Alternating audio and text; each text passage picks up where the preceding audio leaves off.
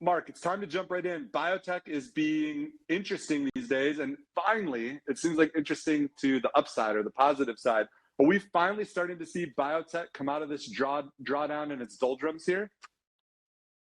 Yeah, no, absolutely. We've been talking about the setup for a while. Through the first quarter of 2021, we've been in the longest and deepest pullback in the history of the S&P Select Biotech Subindex. That's a 200 equal weight stock index, just for as a reminder to folks. We've had this valuation reset. We're seeing a lot of companies going bankrupt. There's been challenges, but out of the ashes can arise the phoenix. And what we've been seeing lately is the theme, Jonathan, you and I have been talking about a lot, is M&A coming back to the forefront, and not just any M&A. What we've seen that's been very exciting recently is large players acquiring earlier stage companies. We could talk a little bit more about that, but I think that's sort of given, I think, the broader investor community a signal to say, wait a minute, some of these, earlier stage assets are starting to become back in demand, and maybe it's time to increase allocations. Yeah, I don't want to go back too far to 101 investing, but you have said shock and awe like a dozen times so far this year. First, give me one example of the shock and awe we've seen, and then help me understand what's in it for the shock and awe. Because usually someone spends a bunch of money to send a message or for a purpose maybe we don't see. I don't get it. So I need some little help there. Shock and awe, why? What's in it for them? Yeah, so the shock and awe M&A is, in terms of some of the valuations that have been paid, and it turns out that a lot of the big pharma companies are losing exclusivity protection for their leading brands. So you can go down, Merck and Pfizer and Bristol Myers, Johnson and Johnson. I can go down the line. So if you add it up in aggregate, Jonathan, it's about $175 billion of branded products are going to be facing generic or biosimilar competition or price controls under the new Inflation Reduction Act legislation within the next 3, 4, 5, 6 years, right? So that's a pretty tight timeline. So you have a large motivated universe of acquirers, and what you saw was Merck buying Prometheus. So Prometheus was a mid-stage clinical development company developing a new asset for what could be a suite of autoimmune and inflammatory diseases. So, big indications. But, they just had phase 2 data in hand. The phase 2 data looked really compelling, but Merck came in and paid, essentially $12 billion for the right to take this company, and put it into their own pipeline. And they have to run multiple phase 3, pivotal trials, which is going to cost upwards of $1 billion just to do the clinical trial costs, and let alone, the interest costs on the $11 billion they spent. That's $500 million a year, Jonathan. That's not chump change. Crazy. Yeah, that's crazy. Why? I mean, I get the exclusivity, but like, surely they could wait. Surely they could negotiate the price down. This seems just like we're throwing so much money at that. I just can't put those two together. Why overspend or seemingly overspend that much when I've heard you talk before, even when you go through the numbers in 5 to 7 years, this might not be profit appreciative over this time. Yeah, so it may not be accretive. So no, why does Merck do it? So Merck is going to, Merck has the current leading oncology franchise in Keytruda, and this is going to start facing competition, price competition, in 2028, 2029. We could argue a little bit over exactly when, but sort of in this time frame. So they want to preserve their top line growth potential, and they look at the Prometheus assets as one potential way to do it. So the upside case is, if Prometheus ends up being, one of the most differentiated, options in the various autoimmune and inflammatory indications that they're going to pursue, and Merck, fortunately for Merck, is they have the balance sheet to pursue a lot of indications in parallel. So, Merck thinks that if everything goes swimmingly well, that can be a $5 to $8 billion annualized, revenue opportunity. The challenge is that, they're certainly not guaranteed. It could also be zero. It seems unlikely it's going to be zero, right? But, is it a couple $1 billion or is it $8 billion?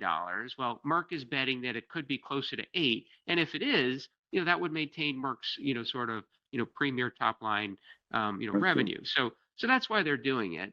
And it's going to take 5, 6, 7 years to figure out if Merck is right or not, Jonathan. So that's the other part of this, is that we don't know. We don't know. We have time. Well, I want to change gears a little bit. So In my world, frontline with sales, speaking with advisors and research analysts, bank issues are the number one topic of discussion right now. We see more bank failures. Even today, we've seen a few.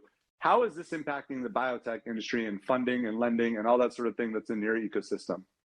Yeah, so I think that the backstop that was put in place, when you had Silicon Valley Bank and First Republic run into issues, gave confidence to companies that at least operating accounts were going to be maintained.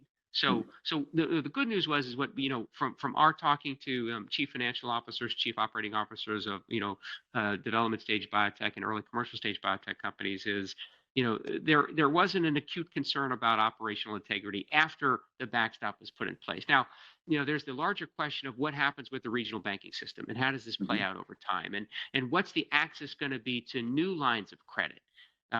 Because I think that we can all appreciate that if you're a regional bank and you're concerned about long duration, low coupon debt instruments that you're holding on your balance sheet and liquidity profile of those, you're probably less willing to underwrite new business loans, right? And Mm-hmm. so I think the good news is in our sector is that there are a multitude of lenders that are out there that can still underwrite loans, and there's different niche players that are somewhat protected from some of this crisis. So I'm not hearing, at least today, that there's acute operational challenges in terms of getting new leases underwritten or new manufacturing equipment purchases underwritten. But that's something we're going to watch carefully because Yeah. it has potential to be disruptive.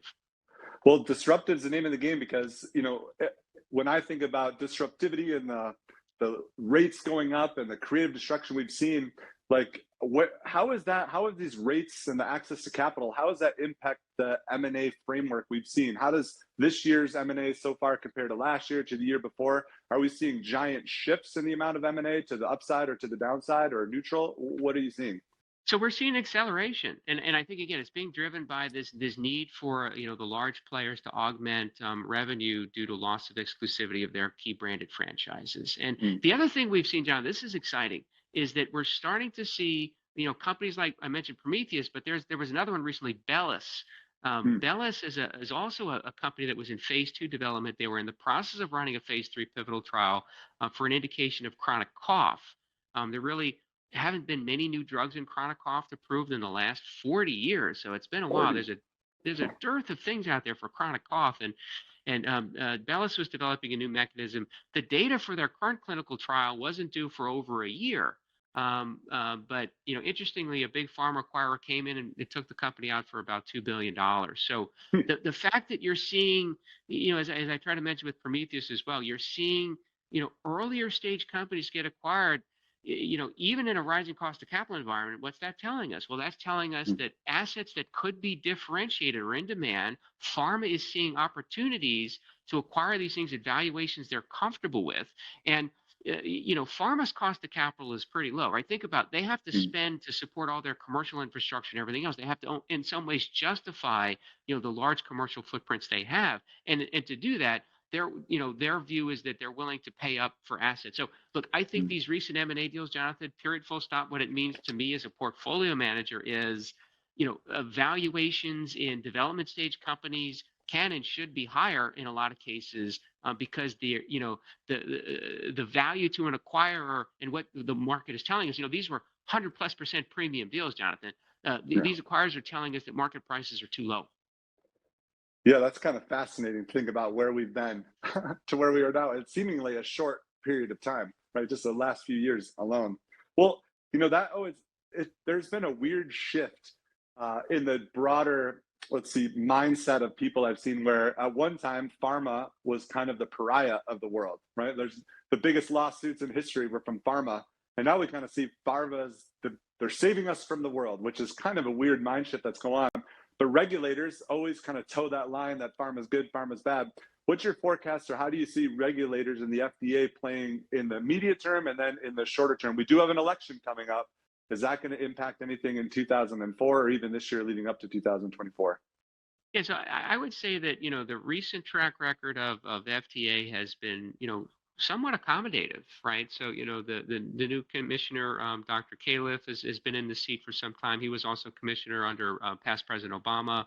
And so he's sort of a known quantity. And what we've seen out of FDA is a willingness to try to approve even some controversial therapies that are targeted for difficult to treat critical unmet needs. So populations that don't have a therapeutic alternative. I think FDA has sort of taken the stance of, gee, it's maybe better to give patients and physicians and their families the opportunity to choose, even if the data is, suggestive, but not, over the moon definitive, if you will. And I can call out a couple of recent controversial approvals. So Amylyx Pharmaceuticals had an ALS drug approved recently that actually just reported their quarter the other day. Second quarter of launch, Jonathan, this drug did $73 million of revenue. Second quarter of launch, that's quite good. Company was profitable in that quarter. That's very unusual to see, and it speaks to like a population like ALS, right? These patients unfortunately are desperate to try any treatment option, and this solution certainly provides hope for some patients, and certainly could be beneficial. I'll call out one more. Reata Pharmaceuticals had a controversial approval of a drug for Friedreich's ataxia, another sort of orphan indication, very severe disease, really no therapeutic alternatives. And both of these, I think investors were wondering if these drugs were going to be approved, and it was because regulators were accommodative that they got approved, is at least the perception. So I would say, at least as we sit here today, views of regulatory, access to markets, have been somewhat favorable. Well, not knocking on wood too hard, but you seem pretty optimistic about your space right here. Like, this seems like a great time to, you always talk about your fundamentals, thesis-driven philosophy. It sounds like we need to be careful, but we should be carefully optimistic about what we're seeing. No question, we're seeing green shoots, Jonathan. There's signs of life in life sciences again, which is good. We're also seeing, companies that announce, exciting clinical data, trading well following those announcements, and getting credit for, the value of those therapies that might have to patients. So I look, we're pretty getting constructive on where we are. Look, as we started out, right? Longest and deepest pullback in history of the sector over the last 2 years. We formed a base. We're starting to see good news again, get rewarded. We're seeing positive things on the regulatory side. We're seeing the M&A landscape heat up. These are things we like to see. That doesn't mean, we're off and running quite yet. We're still in a 5% plus Fed funds rate environment. We have to be cognizant of the cost of capital. And look, the other point is, of the 300 newly minted biotech public companies over the past few years, a lot of them do need to, go through an attrition cycle, right? Not all of them are going to make it, right? There's going to be more what I call creative destruction. We talk about this sometimes, but more companies will cease operations and become delisted, but that doesn't mean that the leading companies aren't going to perform. Yeah, great point there. Well, thanks as always so much for your time, Mark. I know you got to wrap up, so you can go enjoy that view I see behind you, but invitation's always open. Come to Omaha, where the sun always shines, and hopefully we'll talk to you again super soon. Appreciate it. Thank you, Jonathan. Always a pleasure.